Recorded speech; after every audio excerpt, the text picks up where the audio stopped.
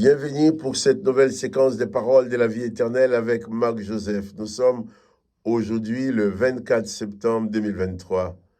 24 septembre 2023, encore un jour de grâce qui nous est accordé. Un jour de grâce et de bénédiction parce que nous avons la parole et la promesse de Jésus qui nous dit « Je suis avec toi tous les jours jusqu'à la fin du monde. Je suis avec vous tous les jours jusqu'à la fin du monde. » Donc, il faut que ce soit une réalité dans ta vie. Je le répète tous les matins pour t'aider à ne jamais oublier cette bienheureuse réalité de la présence de Jésus-Christ dans ta vie à chaque instant. Quoi qu'il arrive, Jésus-Christ dit qu'il est avec toi et dans toutes les circonstances que tu auras à vivre durant cette journée, sois conscient de la présence de Jésus-Christ qui t'accompagne, qui te guide et même dans les moments les plus difficiles, qui te prend dans ses bras. Il est là aussi pour te consoler. Les hommes peuvent vouloir t'accabler dans tes souffrances. Au lieu d'avoir compassion de toi, on peut te dire tu l'as bien cherché, tu l'as mérité. Donc il faut qu'on te laisse souffrir. Mais Jésus-Christ ne viendra jamais t'accabler.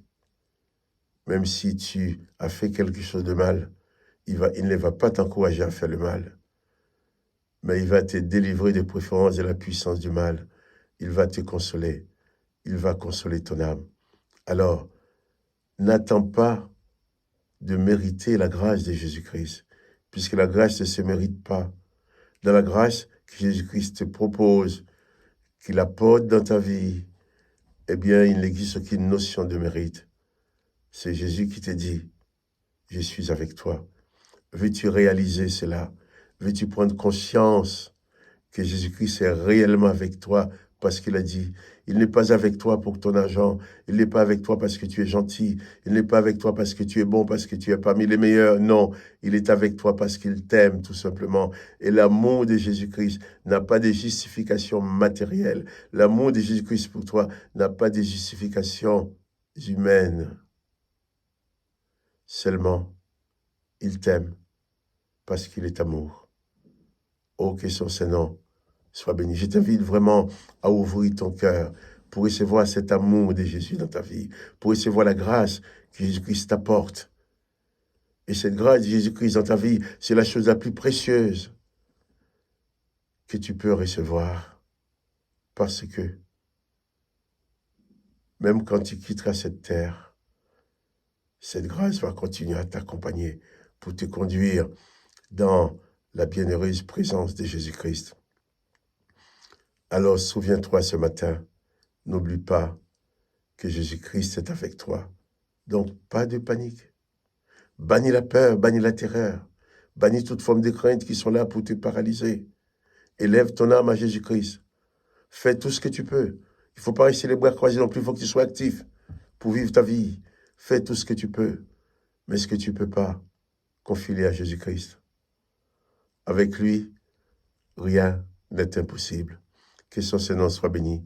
Tu peux aider d'autres personnes à entendre ce message en mettant un petit coup de pouce pour dire que tu aimes cette vidéo, pour qu'elle soit proposée à un plus grand nombre de personnes. Jésus-Christ est venu pour toi, mais pas pour toi seulement, pour moi aussi. Pas pour toi et moi seulement, pour tous les autres.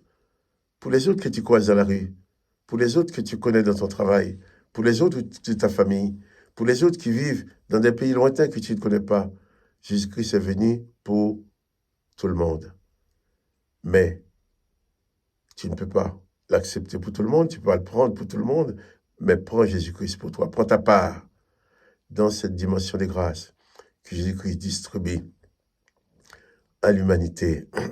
Hier, nous avons lu ensemble dans Marc chapitre 15 comment ils se sont moqués de Jésus, comment ils l'ont enfoncé dans la tête la couronne d'épines, comment ils l'ont craché au visage. Et tout ça seulement parce qu'il nous aime. Toute cette maltraitance, c'est ce que Jésus a reçu de la part des chefs religieux juifs de l'époque. comme récompense, comme réponse à son amour. Ils ont répondu à l'amour que Jésus-Christ manifestait dans ce monde. Ils ont répondu par la torture, par des mensonges, par la condamnation. Et Pilate leur a dit, mais que voulez-vous que je fasse de Jésus? Hier, j'avais posé la question, que veux-tu faire de Jésus? J'espère que tu as fait de lui ton maître, ton sauveur, ton libérateur. Et bien, nous allons continuer à lire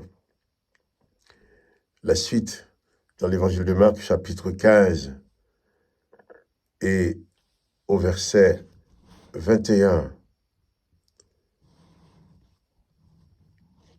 Je lirai même à partir du verset 20. Après s'être ainsi moqué de Jésus, ils lui ôtèrent la poupe, lui remirent ses vêtements et l'amenèrent pour être crucifié. Ils forcèrent à porter la croix de Jésus un passant qui revenait de Champ, Simon de Cyrène, père d'Alexandre et de Rufus. Et il conduisit Jésus au lieu nommé Golgotha, ce qui signifie lieu du crâne. Ils lui donnèrent à boire du vin mêlé au myrrhe, mais il ne le prit pas. Voilà.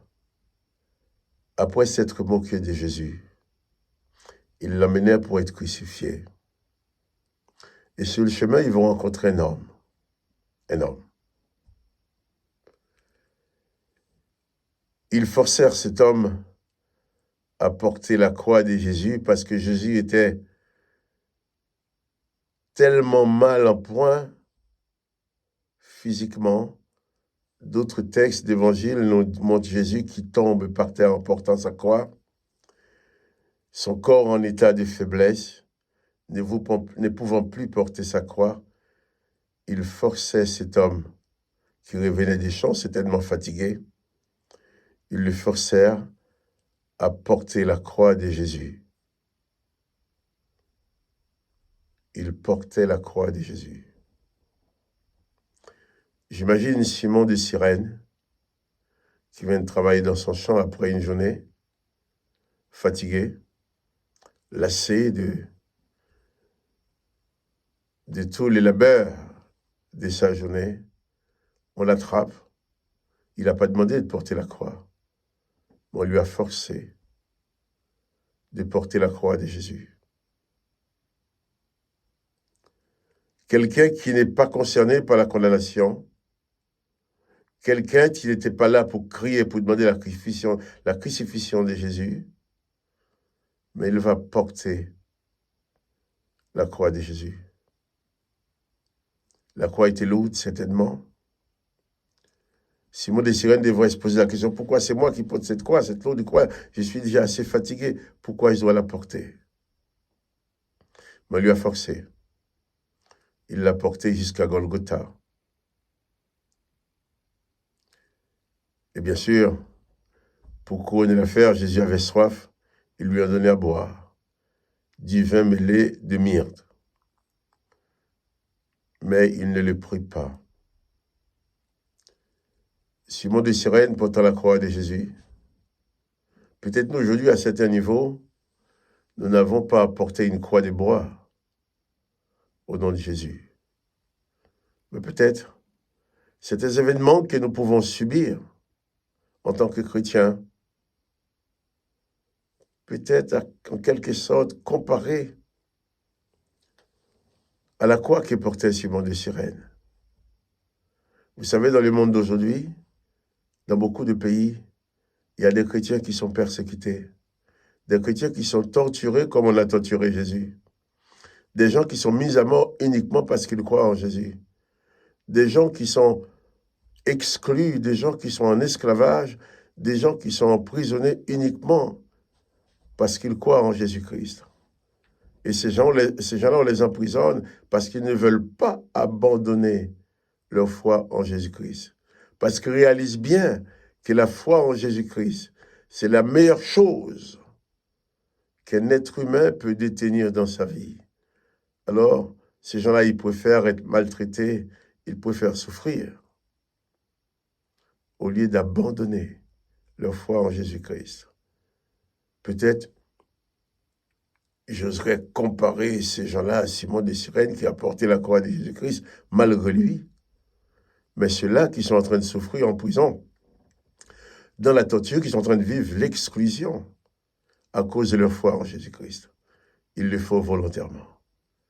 Et nous devons à chaque instant penser dans nos prières, penser à ces personnes qui sont torturées encore tous les jours à cause de leur foi en Jésus-Christ. Pensez à ces personnes qui sont maltraitées, qui sont mises à mort à cause de leur foi en Jésus-Christ. Et nous qui sommes encore dans des pays où nous pouvons croire librement en Jésus-Christ, profitons-en parce que ça peut s'arrêter un jour. Parce que vous savez, la puissance du mal s'étend tellement dans le monde. Un jour, même dans nos pays, ça peut arriver. Donc, un jour, tu te trouveras peut-être, pour ne pas dire certainement, dans la position de Simon de Cyrène, où tu seras obligé de porter la croix, porter ta croix, au nom de Jésus, sans compte la force. Jésus a dit, si quelqu'un veut venir après moi, qu'il renonce à lui-même, qu'il se charge de sa croix, et qu'il me suive. Alors, Simon de Cyrène a porté la croix de Jésus, mais nous, portons avec joie, je dirais avec fierté, la présence de Jésus-Christ dans nos vies. Vivons dans cet état de conscience que Jésus-Christ est avec nous tous les jours jusqu'à la fin du monde. Et ça, je te le répète encore, souviens-toi, n'oublie pas que Jésus-Christ est avec toi-même durant toute cette journée et jusqu'à la fin du monde. Que le nom de Jésus-Christ soit béni. Que toi aussi tu sois béni. Quant à moi, Marc-Joseph, je te dis bien, n'oubliez pas les petits coups de pouce. Et à demain pour une autre séquence des paroles de la vie éternelle. Jésus-Christ est avec toi. Pas de panique. Il t'accompagne.